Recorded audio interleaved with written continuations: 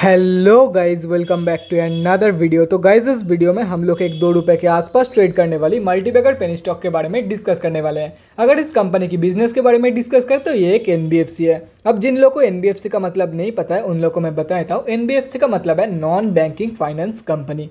अगर इस कंपनी की लास्ट 52 वीक की मैक्सिमम रिटर्न कैलकुलेट किया जाए तो वो अप्रॉक्सीमेटली 950% के आसपास की निकल के आ रही है। कंपनी प्रॉफिटेबल रहने के साथ साथ टोटली डेट फ्री भी रहने वाली है।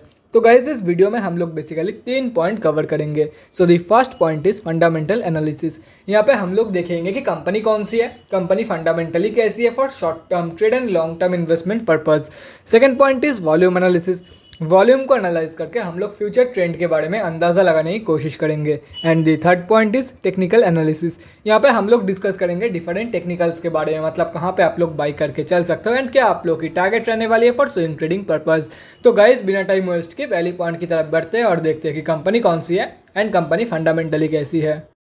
तो गाइस कंपनी का नेम है Ramchandra Leasing and Finance Limited और ये एक एनबीएफसी रहने वाली है। अगर कंपनी के बारे में आप लोगों को कोई भी चीज़ डिटेल में जानना है तो कंपनी के वेबसाइट में जाके आप लोग डेफिनेटली चेक कर सकते हो। कंपनी सिर्फ और सिर्फ बीएससी में लिस्टेड है। 11.2 करोड़ के आसपास की कंपनी की मार्केट कैप है। ROCE and return on equity दोनों ही 0.18% है एंड लास्ट 6 मंथ्स की रिटर्न टू 48% के आसपास की निकल के आ रही है। लास्ट 3 साल की सेल्स ग्रोथ है 19.5% और ये कंपनी अभी बुक वैल्यू से काफ़ी ऊपर ट्रेड कर रही है। अगर एक साल की अप्रॉक्सीमेट मैक्सिमम रिटर्न कैलकुलेट किया जाए तो वो 957.14% के आसपास की निकल के आ रही है। डिविडेंड कंपनी देती नहीं है एंड फेस वैल्यू 1 की है। अगर प्रोज एंड कॉन्स के बारे में डिस्कस करें तो गाइस यहाँ पे देख सकते हो प्रोज में एक ही पॉइंट है एंड ये भी मैंने आप लोगों के साथ वीडियो के स्टार्टिंग में डिस्कस कर दिया था। लेकिन यहाँ पे जो लिखा हुआ है ना कि कंपनी ऑलमोस्ट डेट फ्री है, ये गलत लिखा हुआ है। कंपनी टोटली डेट फ्री रहने वाली है एंड कंपनी के पास जो रिजर्व है वो भी पॉजिटिव में रहने वाला है। डोंट वरी, मैं आप लोगों को बैलेंस शीट में चेक करा दूंगा वो। अगर कॉन्स में देखा जाए तो कंपनी प्रॉफिटेबल है लेकिन डिविडेंड पे नहीं करती है। प्रोमोटर्स की होल्डिंग इस कंपनी में काफ़ी कम है एंड लास्ट 3 साल की जो रिटर्न ऑन इक्विटी है वो 0.55% के आसपास की निकल के आ रही है, जो कि 3 साल के कंपैरिजन में तो क्या 1 साल के कंपैरिजन में भी बहुत ज़्यादा कम है। अगर क्वार्टरली रिजल्ट के बारे में डिस्कस करें तो कैसे यहाँ पे आप लोग देख सकते हो मार्च क्वार्टरली की रिजल्ट अभी तक आउट नहीं हुई है, लेकिन अगर दिसंबर के क्वार्टर में देखा जाए तो कंपनी जो है वो 0 प्रॉफिट एंड 0 लॉस दिया था इन दिसंबर की क्वार्टर। अगर फाइनेंशियल ईयर 2022 में देखा जाए तो मैं तो यही एक्सपेक्ट कर रहा हूँ कंपनी प्रॉफिट देगी। अगर प्रॉफिट नहीं भी देती है तो लॉस नहीं करवाएगी ये कंपनी, इतना तो भरोसा है इस कंपनी के ऊपर। अगर बैलेंस शीट के बारे में डिस्कस करें तो कैसे यहाँ पे आप लोग देख सकते हो कंपनी टोटली डेट फ्री रहने वाली है, ना कि ऑलमोस्ट डेट फ्री। और कंपनी की जो रिजर्व है वो भी पॉजिटिव में ही रहने वाले, जैसे कि मैं बोल रहा था ऊपर प्रोज एंड कॉन्स डिस्कस करते टाइम। अगर शेयर होल्डिंग पैटर्न के बारे में डिस्कस करें तो गाइस यहाँ पे आप लोग देख सकते हो कंपनी की शेयर होल्डिंग पैटर्न। पब्लिक में अगर देखा जाए तो काफ़ी सारे बड़े रिटेलर की होल्डिंग है इस कंपनी में। अगर ये सब कुछ कैलकुलेट करते हो तो हम आप जैसे छोटे मोटे रिटेलर की जो होल्डिंग है वो अप्रॉक्सीमेटली इस कंपनी में 64% के आसपास की निकल के आ रही है। टू बी प्रिसाइज 63.71% है इस कंपनी में हम आप जैसे छोटे मोटे रिटेलर की होल्डिंग। अभी कंक्लूजन पे आते हैं कि कंपनी एक्चुअली कैसी है for short term trade and long term investment purpose.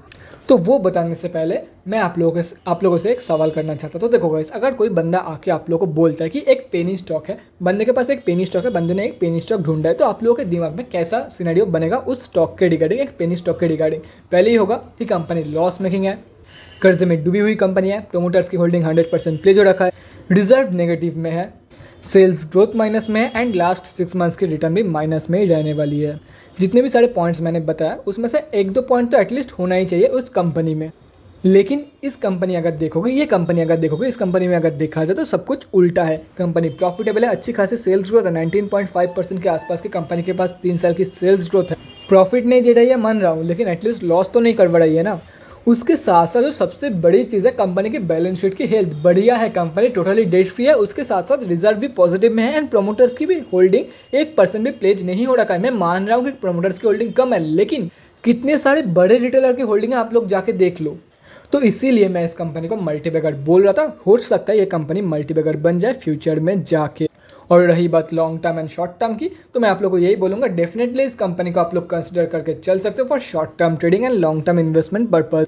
तो गाइज ये तो हो गया हमारा फर्स्ट पॉइंट। अभी हम लोग बढ़ते हैं हमारे सेकंड पॉइंट की तरफ और देखते हैं कि आज इस कंपनी में क्या हुआ है। सिर्फ और सिर्फ बीएससी में लिस्टेड कंपनी है, तो हम लोग आ चुके हैं बीएससी के वेबसाइट पर। ये कंपनी जो है वो बीएससी के ग्रुप एक्सटी में लिस्टेड है, मतलब इस कंपनी में इंट्राडे ट्रेड लेना बिल्कुल भी अलाउड नहीं है। अब जिन लोगों को पता नहीं है उन लोगों को मैं बताया था, बीएससी के ग्रुप एक्सटी में जितने भी सारे कंपनियां लिस्टेड होती है उनमें इंट्राडे ट्रेड लेना अलाउड नहीं हो।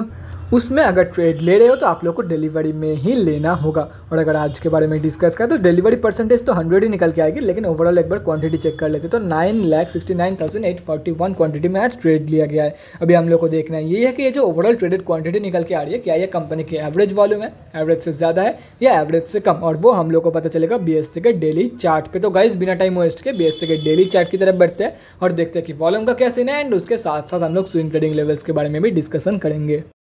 गाइस यहाँ पे हम लोग आ चुके हैं BSE के डेली चार्ट पे। आज ये कंपनी 4.78% अप थी, ₹2.19 के आसपास कंपनी अभी ट्रेड कर रही है। और अगर आज के वॉल्यूम के बारे में डिस्कस करें तो वो यहाँ पे आप लोग साफ देख ही सकते हो एवरेज से कितना ज़्यादा निकल के आई है। एंड अगर वॉल्यूम की स्ट्रेंथ के बारे में डिस्कस करें तो वो तो 100% है ही है, क्योंकि इस कंपनी में इंट्राडे ट्रेड लेना अलाउड नहीं है, तो वॉल्यूम के स्ट्रेंथ का सवाल ही पैदा नहीं होता है यहाँ पर। मतलब यहाँ पे अभी आप लोगों को कंपनी की तरफ से बहुत ही ज़बरदस्त एक बाउंस बैक देखने को मिल रहा है। अभी बहुत लोगों के मन में ये सवाल आ सकता है कि भाई तूने यहाँ पे कोई भी लेवल्स मार्क क्यों नहीं किया। तो देखो गाइस, एक सिंपल सा आंसर है उसके लिए। कंपनी जो है वो साइकोलॉजिकल लेवल्स को मेंटेन करती है एंड साइकोलॉजिकल लेवल्स को रिस्पेक्ट करती है। जैसे कि यहाँ पे आप लोग देख सकते हो, यहाँ पे ₹3 के आसपास से रेजिस्टेंस फेस करके नीचे गिर रही है। सपोर्ट कहाँ से ले रही है? ₹2 के लेवल्स से सपोर्ट ले रही है। तो जो साइकोलॉजिकल लेवल्स है, मतलब ₹1, ₹2, ₹3, ₹4, ये रहेगा आप लोगों के लिए इंपॉर्टेंट लेवल्स। तो अभी अगर आप लोग बाय करके चलना चाहते हो तो कल के डिसाइसिव कैंडल के लिए वेट करो। अगर कल भी ऊपर क्लोजिंग हो जाता है तो उसके बाद आप लोग एंट्री प्लान कर सकते हो for the target of ₹3, ₹4 and ₹5 so on. बाकी ₹6, ₹7, ₹8, ₹9, ₹10 ऐसे ही चलते रहेगा कंपनी की इंपॉर्टेंट लेवल। इसीलिए मैंने यहाँ पे कोई भी लेवल्स मार्क नहीं किया है। बाकी मैं आप लोगों को यही बोलूँगा, जाना है तो शॉर्ट टर्म के लिए जाओ या तो फिर लॉन्ग टर्म के लिए जाओ। स्विंग ट्रेड में उतना मज़ा नहीं आएगा, क्योंकि आप लोग स्विंग ट्रेडिंग के चक्कर में कंफर्मेशन के लिए वेट करोगे, और अगर कंफर्मेशन के लिए वेट करते हो तो हो सकता है 90% केसेस में आप लोग को एंट्री मिले ही ना। अगर कल भी अपर सर्किट में क्लोजिंग कर देते तो नो डाउट आप लोगों को परसों जाके एंट्री नहीं मिलेगी, मतलब फ्राइडे के दिन आप लोगों को एंट्री नहीं मिलेगी इस कंपनी, क्योंकि उस दिन ओपनिंग ही होगी अपर सर्किट में। और ये तो आप लोगों को पता ही है कि अपर सर्किट में बाई एंड लोअर सर्किट में सेल बहुत ही कम रिटेलर्स कर पाते हैं। 0.001% रिटेलर्स अपर सर्किट में बाई एंड लोअर सर्किट में सेल कर पाते हैं। तो इसीलिए बोल रहा हूँ शॉर्ट टर्म में जाओ या तो फिर लॉन्ग टर्म में जाओ। स्विंग ट्रेड लेना इस कंपनी में थोड़ा सा मुश्किल है। तो guys that's it for this video. अगले वीडियो में मिलते हैं गाइज। Thanks for watching. और गाइज अगर आप लोगों के मन में कोई भी डाउट या क्वेरी रहती है स्टॉक मार्केट या किसी भी स्टॉक से रिलेटेड, तो कमेंट सेक्शन में कमेंट करके मुझसे पूछ सकते हो, या तो फिर मेरे इंस्टाग्राम का लिंक आप लोगों को डिस्क्रिप्शन बॉक्स में मिल जाएगा, जाके वहाँ पर ही मुझे DM कर सकते हो for an 1-on-1 conversation. Thanks again for watching guys. Bye guys and definitely guys stay safe.